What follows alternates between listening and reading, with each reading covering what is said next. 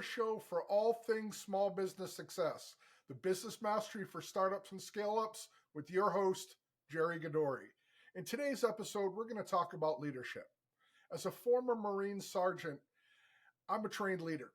When I transitioned into the civilian workplace, I assumed that leadership and management aspects would come natural to me. They did not. Well, I have, been in leadership roles in every organization I've been a part of. There was a period where I was truly, almost epically bad at this. True story. I started my professional career in technology professional services as an IT recruiter and salesperson. And when I was given the opportunity to become a manager, just a team lead, mind you, just me and 3 others, I was so bad at it that my manager would send people she didn't want to stay with the company to my team so they'd quit sooner. That's how bad at this that I was. I've learned a lot since those days, mainly due to the patience many of my leaders showed and their willingness to keep working with me until I improved. Why was I so bad? Selfishness mostly, an inability to see other points of view. But again, mostly what I hadn't learned yet was that being a manager was not about me. Being a leader was not about my production and success. It was about my team. No, being a leader and manager is about building a team that can produce at the highest level without you, about their growth and their success. That was something my late 20s ego was not prepared for. Compounding the matter, I was a very successful salesperson, and the drives that fed that success were different than what they needed to be as a team lead. I was all about selfishly protecting my time to ensure I could do the things necessary to bring the business that I did. What I hadn't yet learned was that being a leader and manager is all about being open with my time, ensuring that my team was supported. Like many of the things I'll talk about in the show, I made just about all the mistakes we're going to learn about today. Heck, if there was a way to do it wrong, I was probably at least dipping my toes in it. Okay, so enough embarrassing stories about me. Today we're going to talk about leadership and management. We're going to get you on the road to building and operating highly performing teams. More specifically, we're going to talk about how you can avoid some of the common startup leadership pitfalls and ensure you lead your team to victory. If you're the founder, this is very much about you. If you're a leader or manager in any early stage business, this episode is very much about and for you. But even if you're part of the founding team that isn't yet in a leadership role, this is an important listen, both because developing these skills will fast track your career and because you can work to get these principles adopted into your group where you will benefit from superior leadership. With great leadership and management, everyone in the company wins. Now, there are a couple of things that we need to acknowledge right off the bat.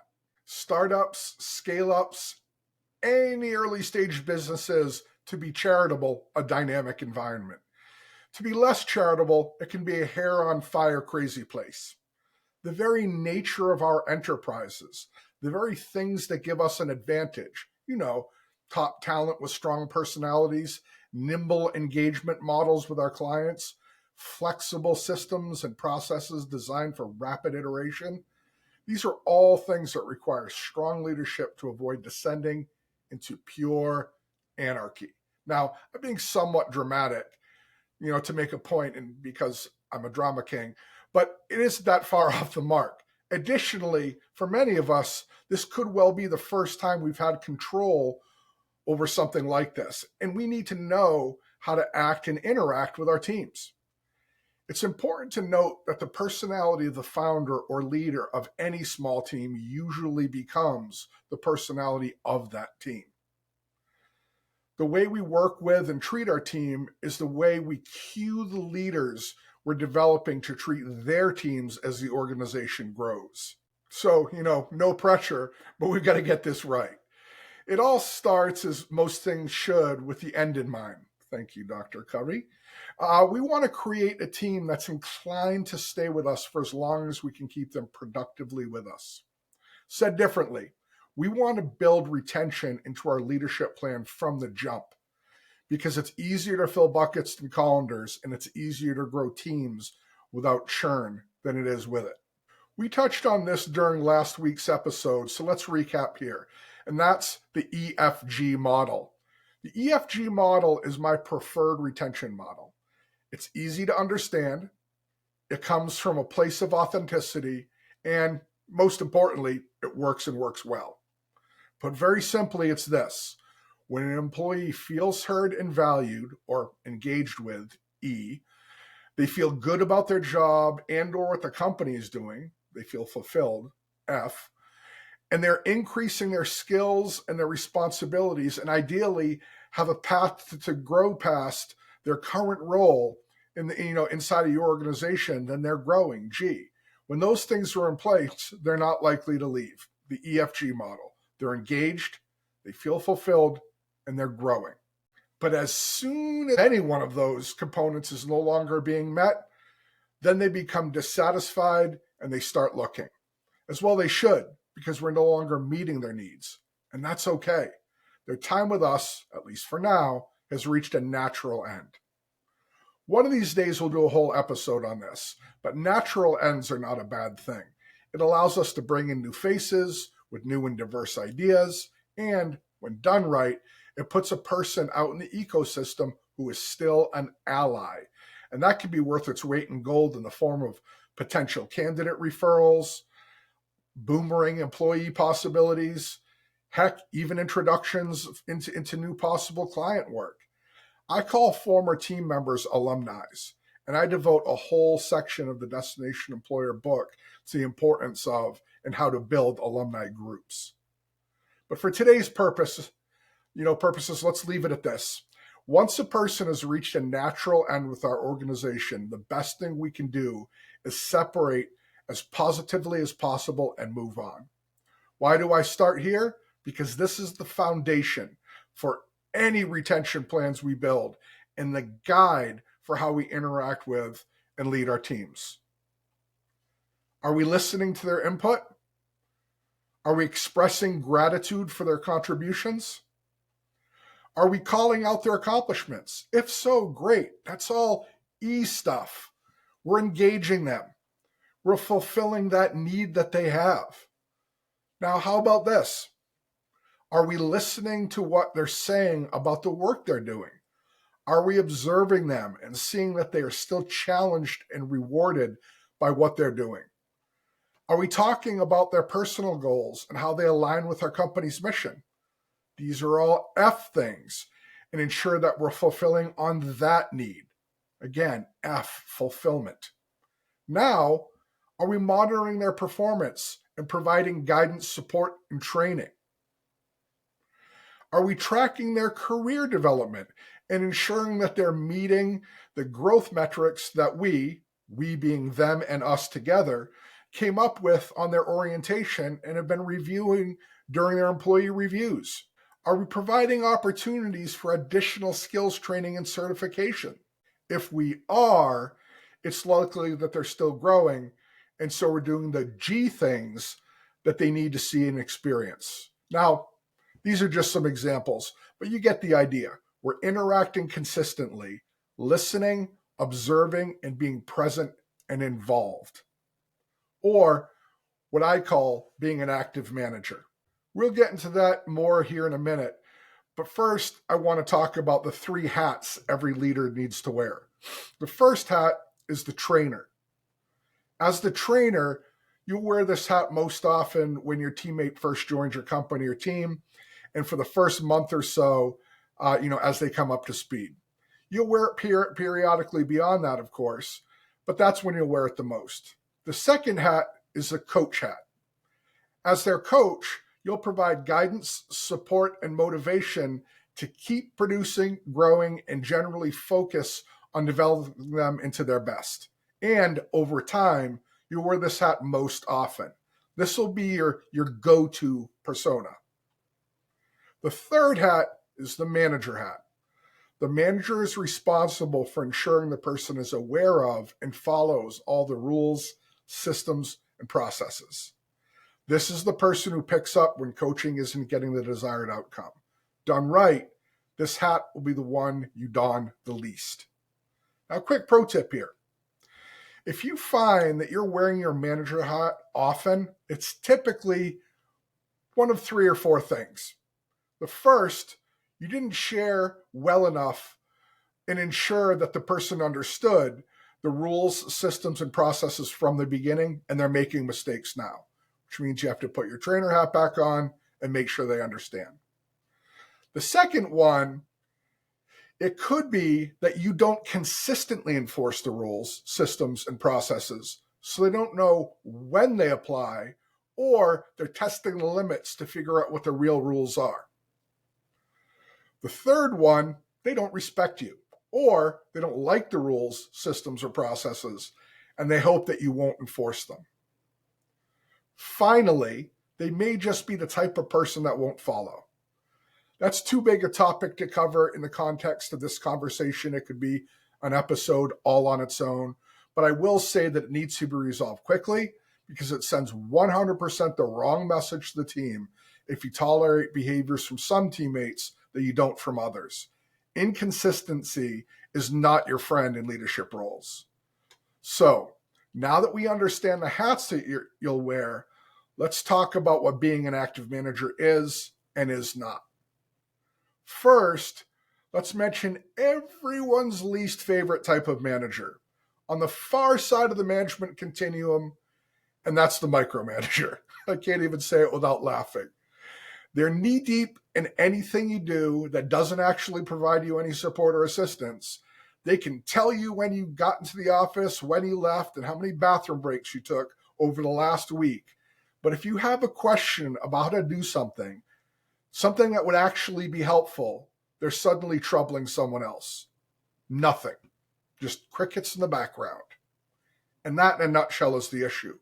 The team views them as a problem, a hurdle, a troublesome person they have to deal with. Micromanagers are worse than useless.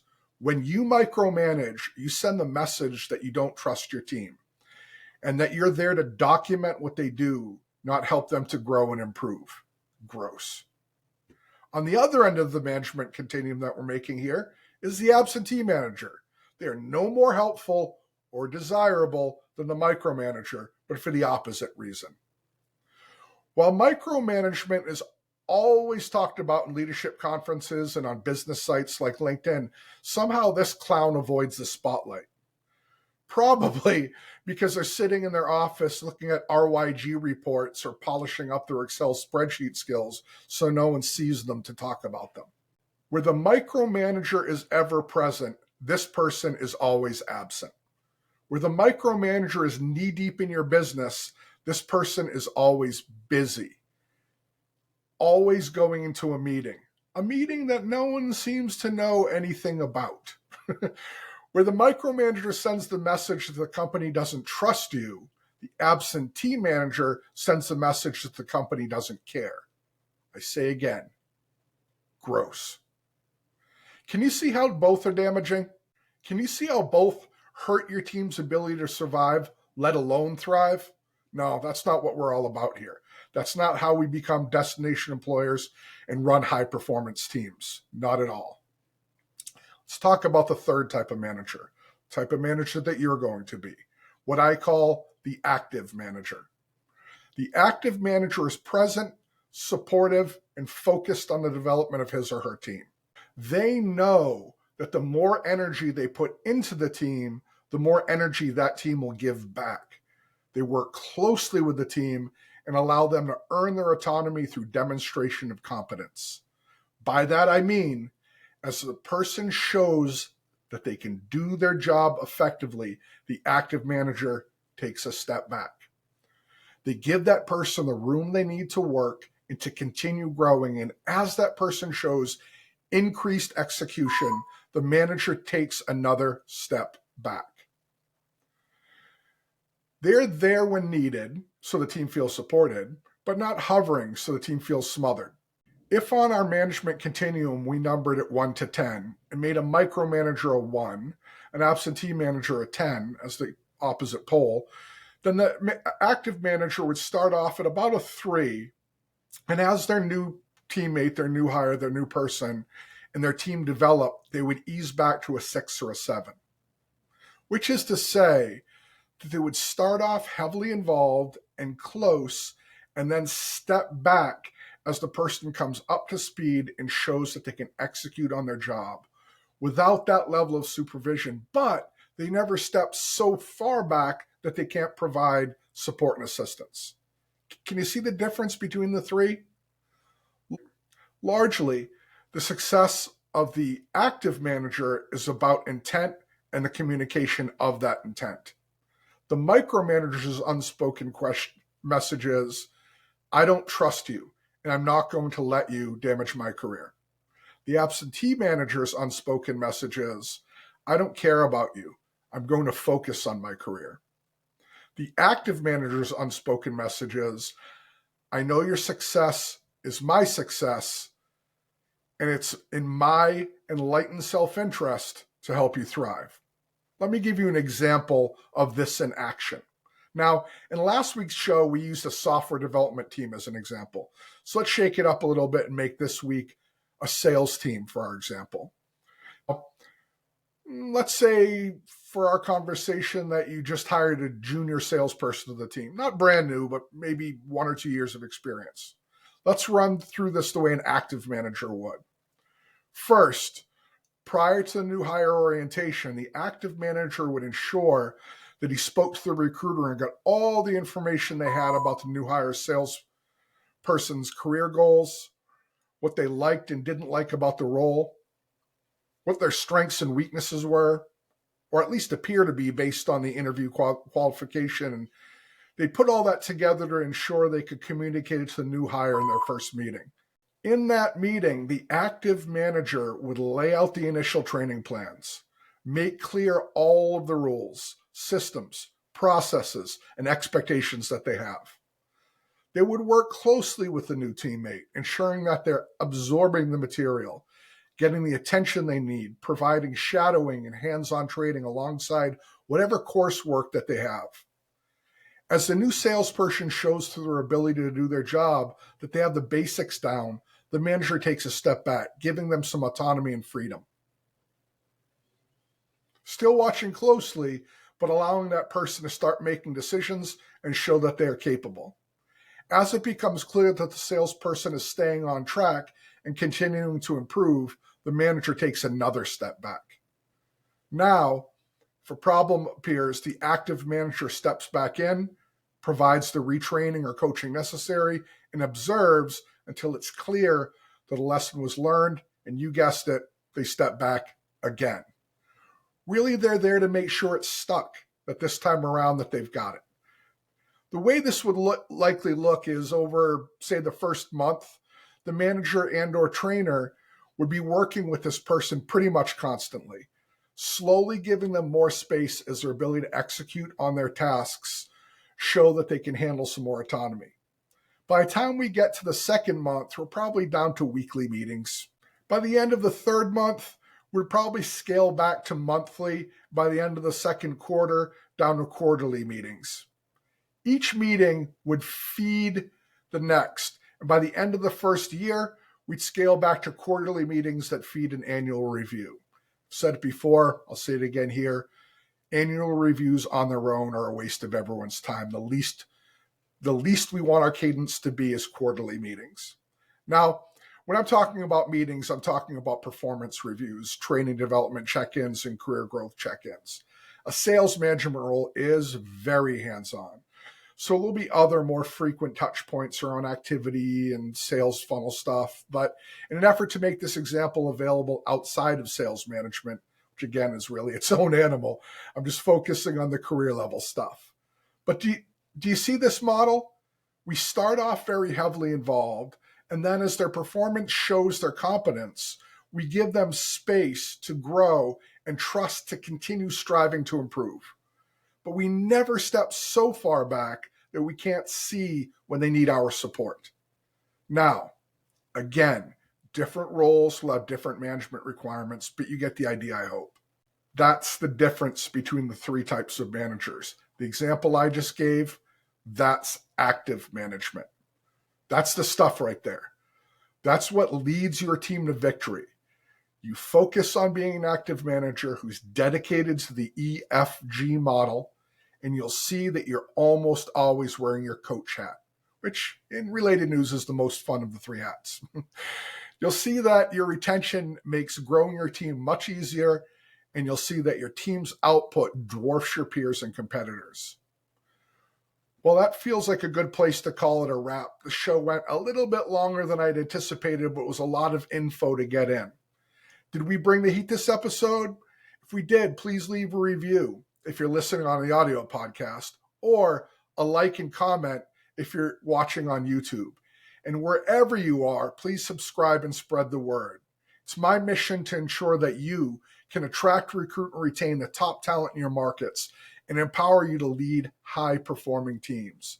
If you'd like to deep dive into these topics, check out my book, Destination Employer, over on Amazon.